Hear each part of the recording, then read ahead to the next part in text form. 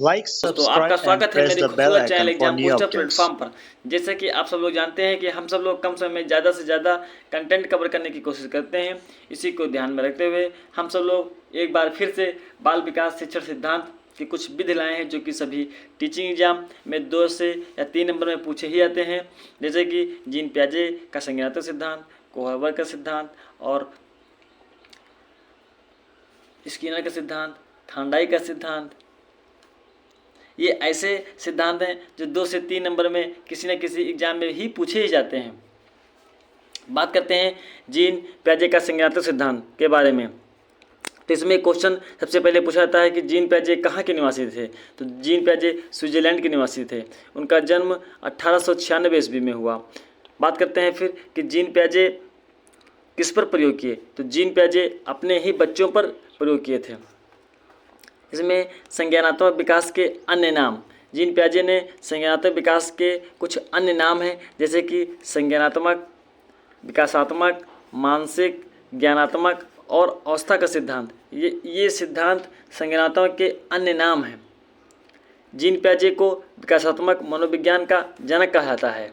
Gene प्याजे को खोज व निर्माण का सिद्धांत कहा जाता है। जीन प्याजे प्रयोगात्मक शिक्षा और व्यवहारिक शिक्षा पर अधिक बल दिया।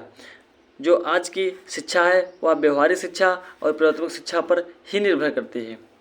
बात करते हैं जीन प्याजे की कुछ सिद्धांत, जैसे कि संज्ञानात्मक विकास की कुछ अवस्थाएं, जो कि 4 प्रकार की हैं।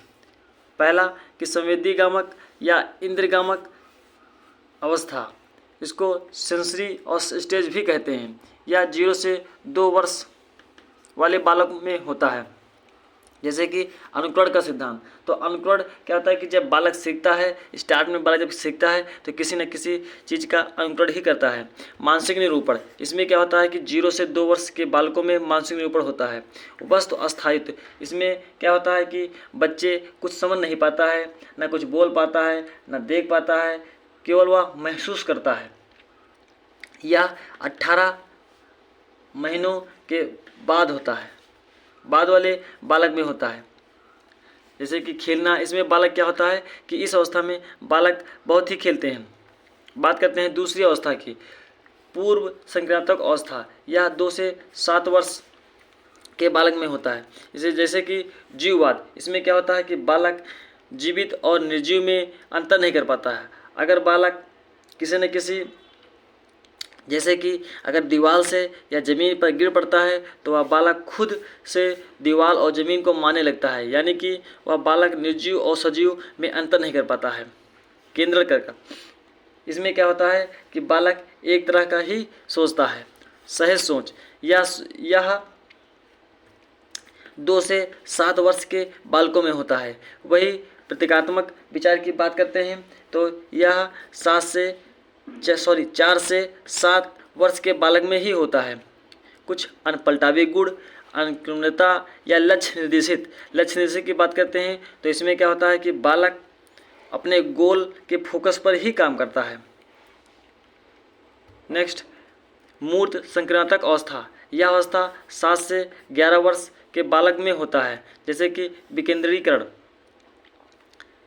इसमें क्या होता है कि यह 7 से 11 वर्ष में बालकों में होता है। वही अगर केंद्र की बात करते हैं तो यह 2 से 7 वर्ष में होता है।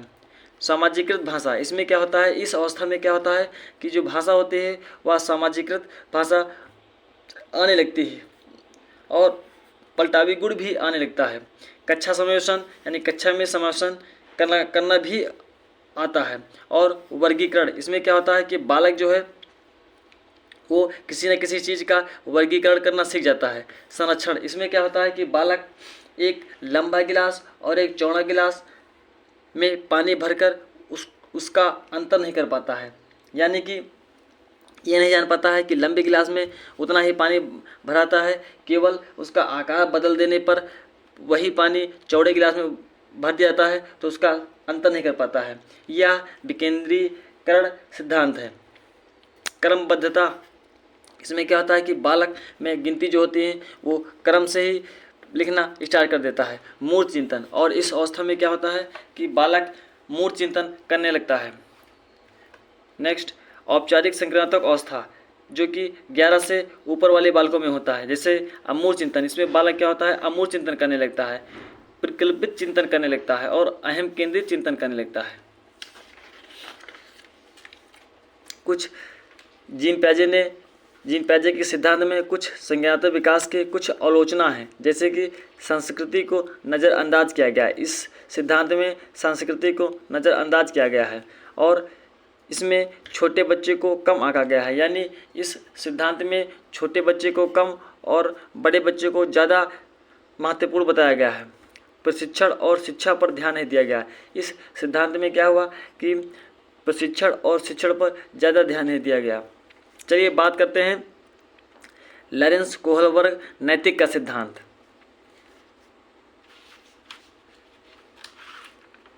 इसमें क्या होता है, नैतिकता। इसमें क्या, जिसको कहते हैं मोरलिटी, यह वह गुण है जिसमें हमें सही और गलत की पहचान होती है। बच्चा अपने सामाजिक परिवेश से ही नैतिक और अनैतिक को जानता है। कोहलबर्ग कहाँ के निवासी थे, तो कोहलबर्ग अमेरिका के निवासी थे। इन्होंने नैतिकता का सिद्धांत व नैतिक विकास का सिद्धांत दिया था। कोहलबर्ग ने अपने प्रयोगों में छोटी कक्षाओं को उपस्थित कर उसमें संबंधित नैतिक समस्याओं का संबंध में प्रश्न पूछते थे। इस पूरे कहानी का सार है, एक कहानी के रूप में है, जैसे जो कि हिंज की कहानी है।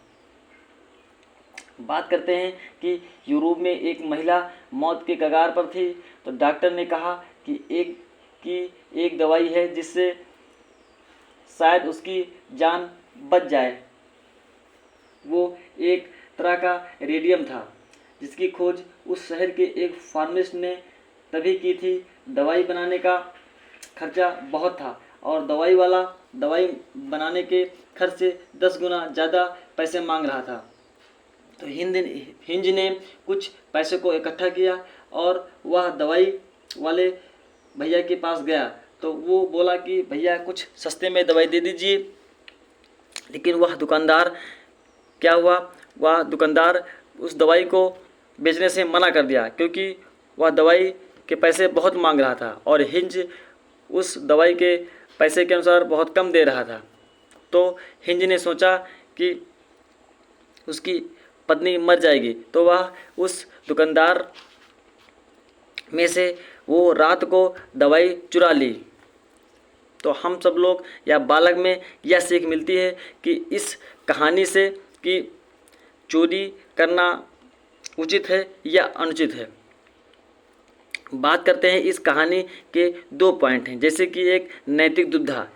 इस नैतिक दुविधा में यह बताया गया है कि सही व गलत के बारे में डिसीजन लेने में शामिल प्रक्रिया को नैतिक दुविधा कहते हैं। यानी कि अगर आपके अंदर कोई समस्या आती है तो आप सही या गलत के बारे में डिसीजन कितना कर पाते हैं। जैसे कि हिंज अगर चोरी करेगा तो पुलिस पकड़ लेगी और चोरी नहीं करेगा तो बीवी मर जाएगी। तो इसके बीच जो अंतर है वह हिंज नहीं समझ पाता है। बात करते हैं दूसरी नैतिक तर्कड़ा में, तो वह सही व गलत में से किसी एक को चुनना है। जैसे कि हिंज ने चोरी को चुना। बात करते हैं कुछ लॉरेंस कोहलबर्ग की जो कि सिद्धांत हैं, जैसे कि प्राक रूढ़िगत नैतिक स्तर। इसमें क्या होता है, ये 4 से 10 वर्ष के बालकों में होता है। इस अवस्था में नैतिकता शून्य होती है, यानी कि बच्चों सही गलत के बारे में पता नहीं कर पाते हैं। इस अवस्था को नैतिक तर्कड़ा कहते हैं। ये 2 भागों में बांटा होता है। एक होता है दंड आज्ञा। इसमें बच्चे की नैतिकता सजा और आज्ञा पालन पर आधारित होता है। जब बच्चे ने सोचा कि चोरी से सजा मिलेगी। और दूसरा है साधनात्मक सापेक्षता तथा उन्मुक्ता। इसमें क्या होता है कि इस अवस्था को जैसे का तैसा व्यवहार करेगा, यानी जैसे कि आप बालक से व्यवहार करेंगे वैसे ही बालक आपसे व्यवहार करेगा। जैसे एग्जाम्पल के लिए एक बच्चे ने दूसरे के बाल फेंक दी तो दूसरा बच्चा उसके बाल छीनकर भी फेंक दिया। बात करते हैं रूढ़िगत नैतिकता का स्तर जो कि 10 से 13 वर्ष के बालकों में होता है।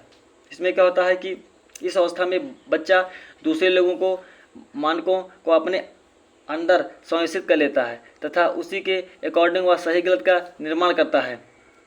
ये भी 2 भागों में डिवाइड है, अच्छा लड़का या अच्छी लड़की बनने की उन्मुखता। इसमें क्या होता है कि वह जैसे कि बालक अपने स्कूल में अच्छे से नंबर ला के अच्छा लड़का या अच्छी लड़की बन सकता है। दूसरा है कि कानून एवं व्यवस्था उन्मुखता। इसमें क्या होता है कि बच्चा कानून व सामाजिक के बारे में सोचने लगता है। जैसे कि उसके पापा रेड लाइट क्रॉस करके जा रहे थे, तभी उनका एक्सीडेंट हो गया, तो बच्चा यह सोचता है कि जैसा उसके पापा का हुआ वो उसको सामाजिक एवं नियम व कानून के हिसाब से चलेगा।